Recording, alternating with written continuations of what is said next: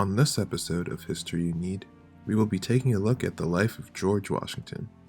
If you enjoy this video, please hit the like button and subscribe to the channel.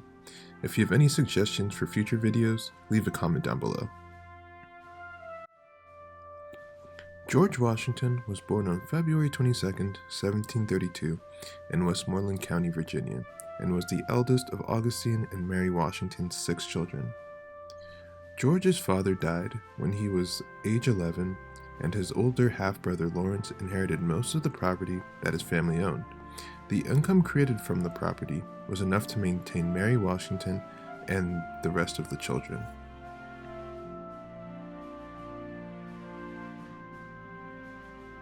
George never received a formal education and never went to college. In contrast to his own educational background, his older half-brothers were able to attend the Appleby Grammar School in England. Due to the death of his father and limited funds, George was not able to follow the educational path of his older half-brothers. George did receive some formal education from private tutors, but much of the information he needed would be learned through other means.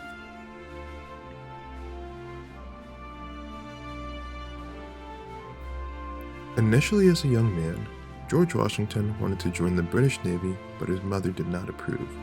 So instead, he accompanied a wealthy man by the name of George William Fairfax as a surveyor to the unexplored wilderness of the Virginia frontier. George Washington read various books and practiced many problems in relation to the art of surveying land.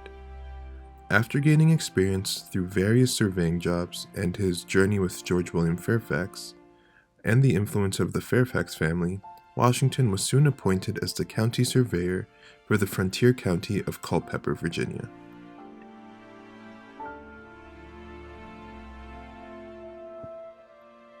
During the 18th century, the French had begun to colonize what is now the middle of the United States. In western Pennsylvania, French fur trappers had been working in the area. In the early 1750s, French troops had moved from southern Canada to western Pennsylvania to construct forts and fortify the area. This area was contested between the French and the British because of its commercial potential.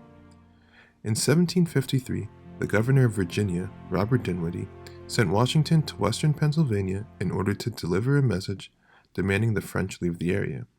The French refused. Washington was then sent back to Virginia with the news. A few months later, Washington was sent back to confront the French, but now had command of 150 troops. Washington's men skirmished with the French troops, and this ended in defeat for Washington. He was eventually surrounded and then captured by the French. This small skirmish went on to ignite the French and Indian War. Washington was later commissioned to fight in the French and Indian War.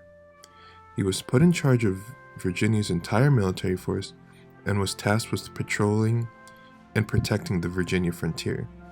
This area spanned around 350 miles long and was often frustrating for Washington. This assignment gave Washington the experience and skills commanding troops that he would later need during the American Revolution. At the onset of the American Revolution, Washington was commissioned to take command of the Continental Army. Although Washington was one of the most qualified candidates out of those available, his previous experience did not fully prepare him for his new post. Most of his past experience and knowledge involved frontier warfare. Frontier warfare involved small numbers of soldiers. He had no practical experience moving large groups of troops, maintaining supply lines, and maneuvering cavalry or artillery. Despite the lack of experience, George Washington managed to cope, and the colonists went on to win the war against the British, and were able to attain independence from Britain.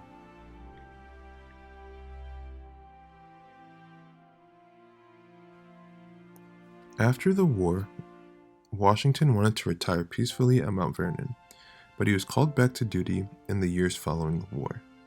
The Articles of Confederation had created a weak government that had many problems.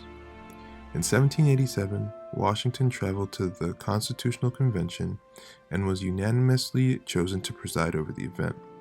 Once the Constitution was ratified, Washington hoped again to retire to his native Virginia.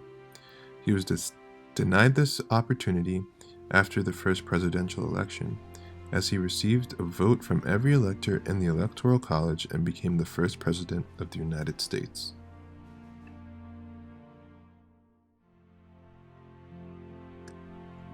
As President of the United States, Washington served 2 terms, setting a precedent for presidents to follow in the years to come. He spent much of his first term organizing the executive branch. He also decided to appoint well-known and intelligent men to his cabinet. Alexander Hamilton was appointed as Secretary of the Treasury, Thomas Jefferson became Secretary of State, Henry Knox, Washington's former artillery chief, became Secretary of War, and James Madison became one of his principal advisors.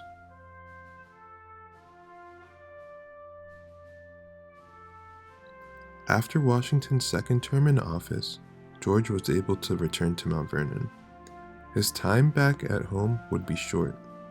On December 12, 1799, Washington was caught in a hail and snowstorm while horseback riding home.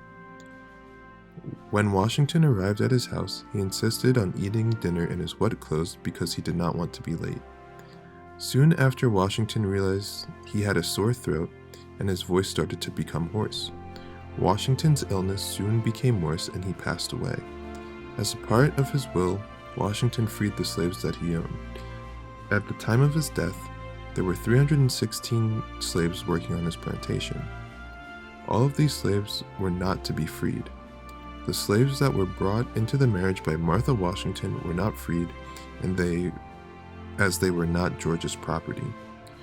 Washington has grown to become known as one of the most influential people in the creation of the United States of America.